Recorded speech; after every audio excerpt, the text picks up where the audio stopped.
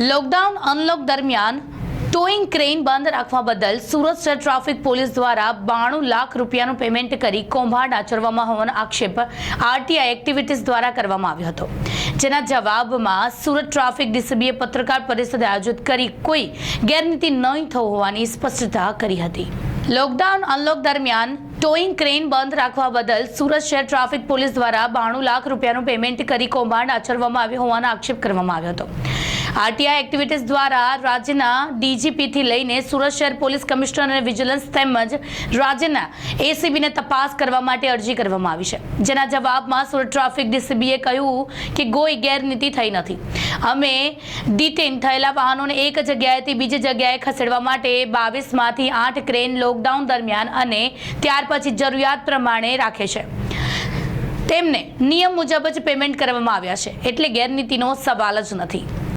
नमस्कार, मैं प्रशांत सुंबे DCP traffic सूरत। Lockdown के समय में जो क्रेन सूरत सिटी पुलिस के द्वारा चलाई गई उसके बारे में मैं थोड़ा सा ब्रीफ यहाँ पे करना चाहूँगा।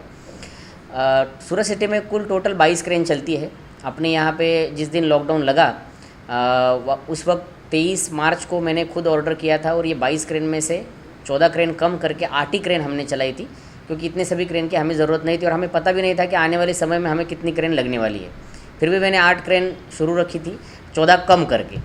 उन 8 क्रेन के पास से अलग अलग तरीके के काम लिए जाते थे। लॉकडाउन के शुरू के दिनों में तो नो पार्किंग का इशू था, उस वक्त हमने वो काम किया। इसके अलावा आपको पता होगा कि पूरे लॉकडाउन के समय में हमने अराउंड 37,000 व्हीकल डिटेन किए थे। नॉर्मल समय में इन सभी व्हीकल के ओनर्स को हम गोडाउन लेके जाते हैं जब व्हीकल डिटेन होता है तब, और पुलिस स्टेशन के लोग पुलिस स्टेशन ले जाते हैं। लेकिन कोरोना के समय में नाका पॉइंट पे जब व्हीकल डिटेन होता था तो वहाँ से गोडाउन में या पुलिस स्टेशन ले उसके ओनर को ले जाना संभव नहीं था, तो वो व्हीकल वहीं रखे जाते थे।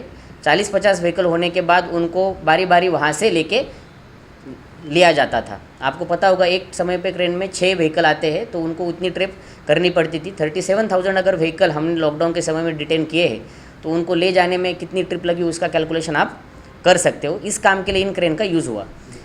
अप्रैल महीने में 10 से 15 तारीख के आसपास क्रेन की संख्या बढ़ाने के लिए सभी पुलिस स्टेशन से मांग आ रही थी, क्योंकि उनके सभी डिटेन किए हुए व्हीकल पहुंचाना बहुत मुश्किल पड़ रहा था।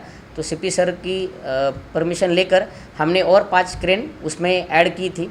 इन 5 क्रेन से वही काम करवाया गया। इसके अलावा सरकार की सूचना थी कि सभी को खाना पहुँचाया जाए, उसके लिए वाहन भी बाहर से रिक्विजिट हुए थे।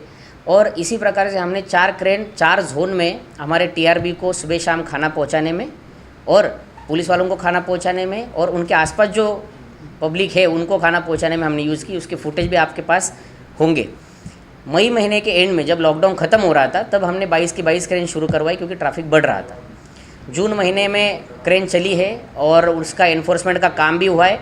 जिसने काम किया है उसको उस हिसाब से जो क्रेन हाजिरी में रही है उनको उस हिसाब से उनका बिल पे किया गया है। ये लॉक शीट में आप भी देख सकते हो, अगर आपको देखना है तो आपके पास हम आपके लिए अवेलेबल कर सकते हैं। जुलाई महीने में आई फॉलो कैंपेन चली थी।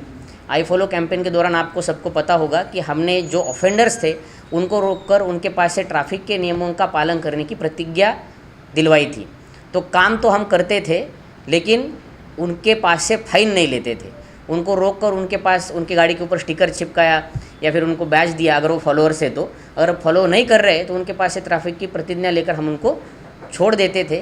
तो ये काम उस समय में पूरे समय में हुआ था। सीपी सर से पूछा गया था और उसके बाद ये क्रेन सभी के सभी स्टैंड 2 में रखी गई थी।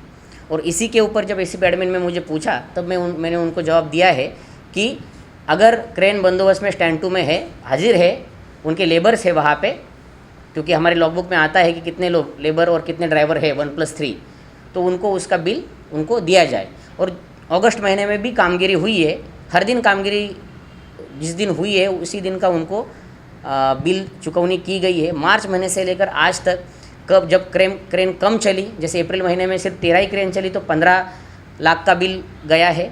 जब क्रेन पूरी की पूरी चलती है, जैसे अगस्त महीने में चली है, तब उनको 27 लाख का बिल दिया गया है। इसमें कोई प्रकार का कोई भी एडमिनिस्ट्रेटिव या फाइनेंशियल प्रॉब्लम नहीं है। आपको देखना है तो आपके लिए भी माहिती अवेलेबल है, आप देख सकते हैं। इसके अलावा आपके कोई सवाल होंगे तो मैं जवाब देने के लिए तैयार हूँ। कैमरामैन रवि कोचा साथ अरविंद राठौड़, एबीसी न्यूज़ गुजरात, सूरत।